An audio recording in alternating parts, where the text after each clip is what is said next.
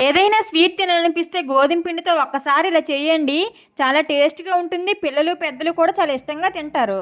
దీనికోసం 2 కప్పులు గోధుమ పిండిని తీసుకొని దీంట్లో చిటికెడంత సాల్ట్ వేసుకోవాలి.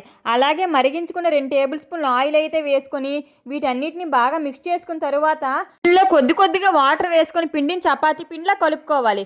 ఇప్పుడు దీనిలో కొద్దిగా పిండి ముద్దను తీసుకొని పైన పొడి పిండి జల్లుతూ ఈ వీడియో క్లిప్‌లో చూపిస్తున్నట్టు ఇలా మందంగా ఒత్తుకోవాలి. ఒక నైఫ్ తీసుకొని ఇలా వీడియో క్లిప్‌లో చూపించినట్లు ముందుగా నిలువుగా కట్ చేసుకున్న తరువాత ఇలా అడ్డంగా చిన్న చిన్న ముక్కల్లా కట్ చేసుకోవాలి. ఇప్పుడు వీటిని మరుగుతున్న నూనెలో వేసుకొని మంచి గోల్డెన్ బ్రౌన్ కలర్ వచ్చేంత వరకు వేయించి తీసుకోవాలి.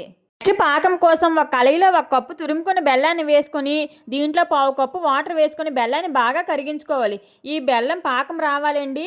ఇలా వాటర్లో చెక్ చేస్తే పాకం అనేది ఈ విధంగా ముద్దలా అవ్వాలి. పాకం అంతా రెడీ అయిపోయిన తరువాత ముందుగా మనం చేసుకున్న వాటిని ఈ పాకంలో వేసుకొని బాగా కలుపుకోవాలి. అంతేనండి, ఇలా సింపుల్గా హెల్తీగా ఒక స్వీట్ అయితే రెడీ అయిపోయినట్లే.